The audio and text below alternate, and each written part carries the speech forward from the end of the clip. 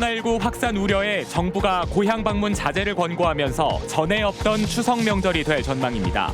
충청북도도 임도 출입을 통제하고 벌초도 대행 서비스를 권하는 등 비대면 명절을 권장하고 있습니다.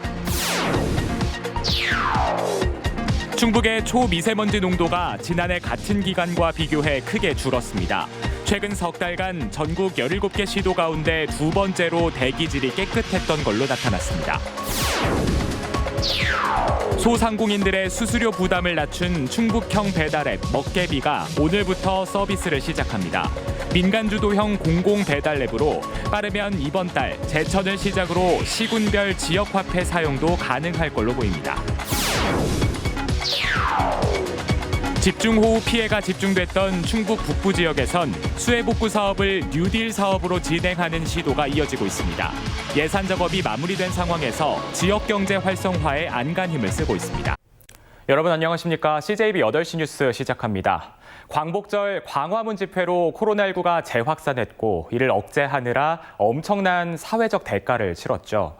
정부가 고향 방문 자제를 권고하고 또 각 지역에서도 코로나 방역에 초점을 맞추다 보니 올 추석은 지금까지 경험하지 못한 명절이 될 걸로 보입니다. 구준회 기자입니다. 추석 연휴에 고향 방문을 자제해달라는 현수막이 곳곳에 나붙었습니다. 코로나19 재확산을 막기 위한 방역 당국의 고육지책입니다. 충청북도는 온라인 성묘를 대신 권하고 있습니다. 보건복지부는 이 안을 장사정보 시스템 사이트에 21일부터 온라인 성묘 코너를 개설합니다. 충북에선 11개 공설 봉안시설이 사이트에 참여해 성묘객들이 고향을 찾지 않고 조상을 추모할 수 있도록 할 예정입니다. 청주 목련공원 등 일부 시설은 같은 기간 아예 운영을 중단합니다. 고인의 영정이라든가 기념달 만한 물건 같은 걸 온라인상에 등재를 해놓고 그 가족들이라든가 친지 같은 분들이 그 안에 추모 글이라든가 올려서 온라인상으로 공유를 할 수 있게 하는 겁니다. 도는 벌초와 차례상 준비도 대행 서비스를 이용해 줄 것을 권했습니다. 해마다 한시적으로 성묘객들에게 개방해온 임도를 올해는 개방하지 않기로 했습니다. 임도는 전체 길이가 1200km가 넘고 차량이 다닐 수 있어 성묘객들이 편리하게 이용해왔습니다.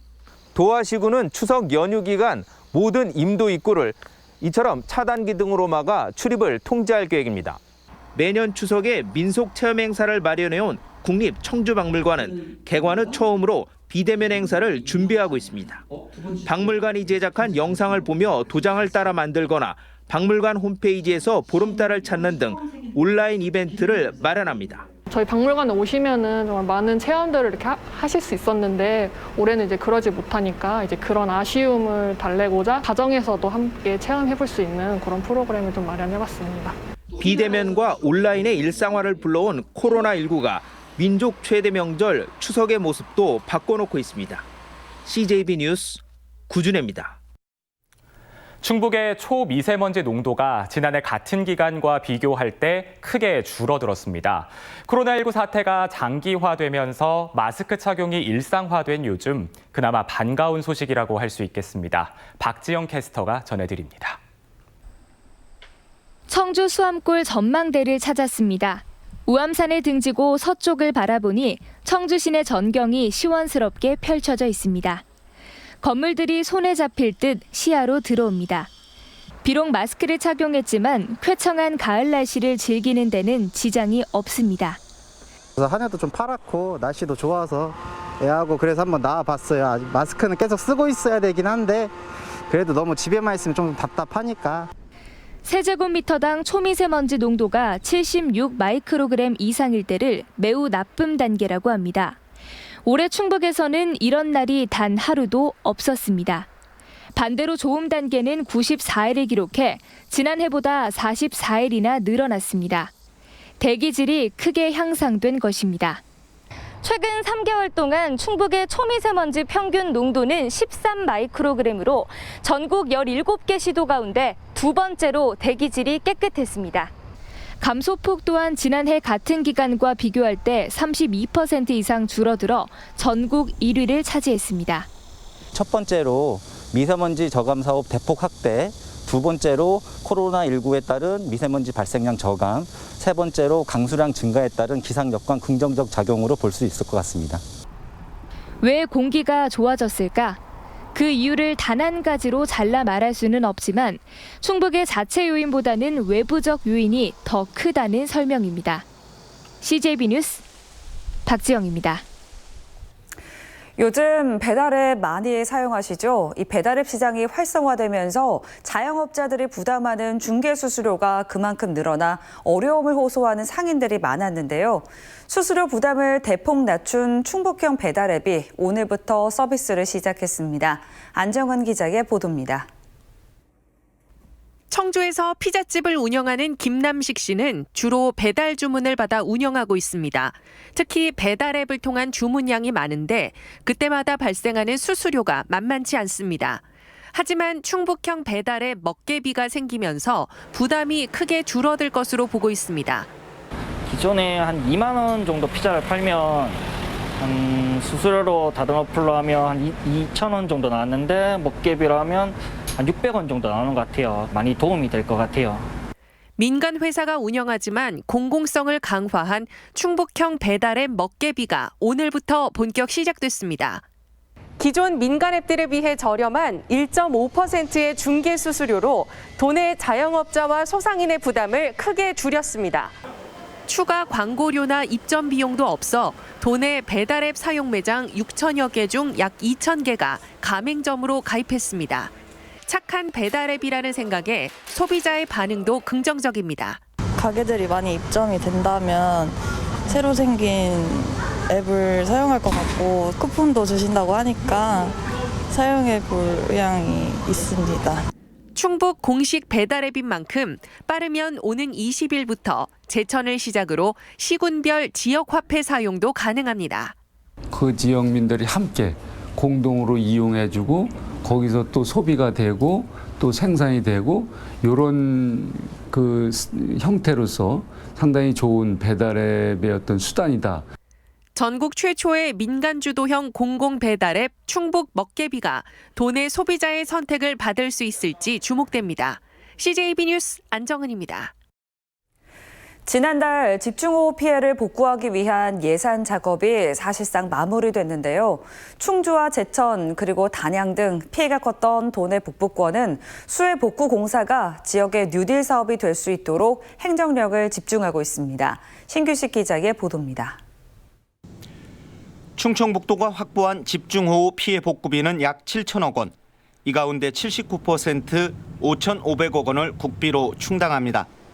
통상적인 복구 예산에 비해서 국비를 1,700억 원쯤 더 얻어낸 겁니다. 시군에 있는 직원들이 다 현장을 다 일일이 그 중앙 그 평가단한테 그 꼼꼼히 잘 설명해주고 또 이해시키고 설득시키고 그런 게 상당히 큰 영향을 했던 것 같아요. 실제로 피해가 가장 컸던 충주의 경우 역대 최대인 2천억 원의 복구비를 확보했습니다. 특히 충주시가 직접 발주하는 공사 물량만 1,500억 원에 달합니다.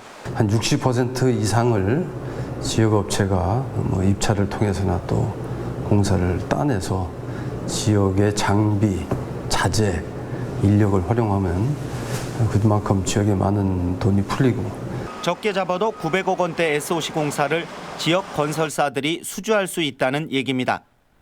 명지천 복구 공사를 포함해 3건의 굵직한 개선 복구비를 확보한 제천시도 제천판 뉴딜 사업의 밑그림을 그려놓고 있습니다. 분할 발주를 기본으로 지역 경제 활성화를 위해 합법적인 모든 수단을 동원할 방침입니다. 원칙을 딱 정해서 지역업체가 사업에 참여할 수 있는 제도적 방법이 무엇인가를 좀 적극 고민해서 보다 공격적이고 적극적으로 대응하도록 이렇게 하겠습니다. 제천시는 기존 공사에다 수해 복구를 포함할 경우 내년도 지역 관급 발주 물량이 3천억 원에 달할 것으로 보고 있습니다. CJB 뉴스 신규식입니다.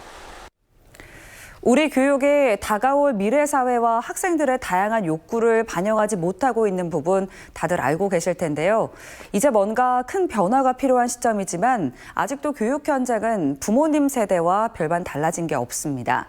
그래서 주목받는 게 다양한 형태의 대안학교들인데 아이들 미래를 위해서라도 열린 마음으로 바라볼 필요가 있겠습니다. 김기수 기자입니다. 전국에서 매년 5만여 명에서 7만여 명의 학생이 학업을 중단하고 있습니다. 학교 부적응과 정규 교육과정 불만족 등 다양한 이유에서입니다. 도내에선 학업 중단을 막고자 치유형 대안학교인 은여울 중학교를 운영하고 있지만 모든 학생을 수용할 수 없고 대안학교를 바라보는 시각도 부정적인 것이 현실입니다. 학교를 그만두려고 하는 네가 문제지, 네가 마음만 고쳐 먹으면 문제는 해결이 돼, 이렇게 얘기하는 거예요. 그런데 학교는 변화할 생각이 없었던 거죠. 이런 현실을 바꾸고 학생들이 학업을 이어갈 수 있는 대안학교의 방향을 제시하는 토론회 장이 열렸습니다. 획일화된 교육과정을 벗어나 학생이 원하는 교육을 받을 수 있는 학교가 필요하다는 겁니다. 충북교육청은 1년간 스스로 진로를 찾아가는 전환기형 학교와 개인 맞춤형 교육을 받을 수 있는 미래형 학교를 대안으로 제시하고 있습니다. 미래 시대를 준비하는 교육체제의 필요성, 이런 부분들에 대해서 더욱더 유연한 교육과정 운영 시도와 현재 학교 교육의 장점은 살리면서 또한 효과적인 대안교육을 위해선 지역사회의 동참도 필요하다는 의견도 나왔습니다. 지역사회와 의회와 교육이 다 같이 고민하면서 우리 아이들의 나아갈 방향을 함께 만들어갔으면 좋겠습니다. 충북교육청은 내년 은여울 고등학교, 2023년엔 목도교 전환학교와 미래형 대안학교인 단제고 개교를 목표로 추진하고 있습니다. CJB 뉴스 김기수입니다.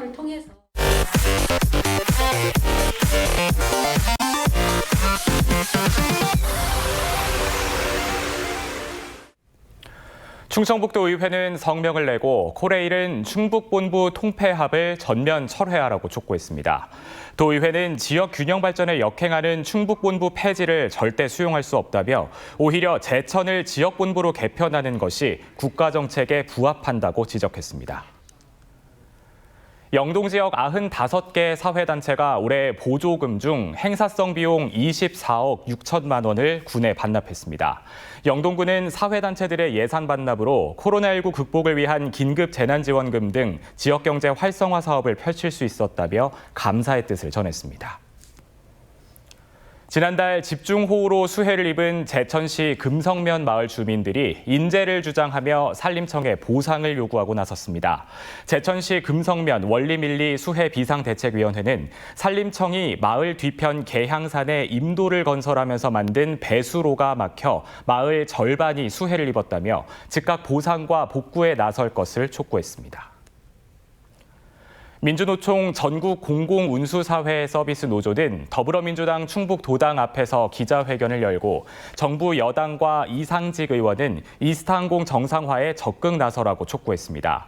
공공운수사회 서비스 노조는 이스타항공 직원들이 대량 실직을 맞은 건 오너인 이상직 의원의 무리한 구조조정 시도와 이를 묵인한 정부 여당 때문이라며 운항 재개와 고용 유지를 위해 나서라고 촉구했습니다. 대한적십자사 충북지사는 오늘 상임위원회를 열어 이달 말로 3년 임기가 끝나는 김경배 회장을 차기 회장으로 재선출했습니다. 김경배 회장은 3년 연속 전국 1등의 재원 모금 달성과 복지 사각지대에 놓인 취약계층 발굴에 공을 들여왔습니다. 김경배 회장은 다시 한번 봉사할 수 있는 기회를 줘서 감사하다며 초심으로 돌아가 2기 임기를 성실히 수행하겠다고 말했습니다. 공석 중인 한국가스안전공사 사장에 임혜종 전 민주당 중부 3군 위원장이 내정됐습니다. 진천 출신인 임 내정자는 한양대 법학과를 나와 행시를 거쳐 공직에 입문한 뒤 기획재정부 공공정책국장 등을 지냈으며 퇴임 후 민주당 중부 3군 지역위원장을 맡았고 2016년 20대 국회의원 선거에 출마했다가 낙선했습니다. 임혜종 사장 내정자는 모레 취임식을 갖고 2023년 9월까지 3년간의 임기를 시작할 예정입니다. 법원이 청주 상당구 정정순 의원 회계 부정 의혹 사건의 검찰 수사 과정에서 개인정보 유출 혐의 등으로 구속됐던 정의원 캠프 관계자와 자원봉사센터 팀장의 보석을 허가했습니다. 청주지방법원은 오늘 정의원 수행기사로 일했던 A씨에겐 보증금 2천만 원에 실시간 위치 추적 장치를 부착하는 조건으로 함께 기소된 전 청주시 자원봉사센터 팀장 B씨에게는 보증금 1,000만 원을 조건으로 석방했습니다. 충북의 한 고등학교 핸드볼팀 코치와 주장이 학생 선수들에게 폭행을 행사했다는 의혹과 관련해 충북지방경찰청이 코치와 주장을 특수폭행 혐의로 입건해 조사를 벌이고 있습니다. 이 사건과 관련해 대한체육회는 자체 조사를 통해 이들에 대한 징계 요구서를 충북체육회에 발송했으며 충북체육회는 조만간 스포츠공정위원회를 열어 징계 수위를 결정하기로 했습니다. 하지만 코치와 주장은 여전히 혐의를 부인하고 있는. 화요일 CJB 8시 뉴스 마칩니다. 시청해주신 여러분 고맙습니다.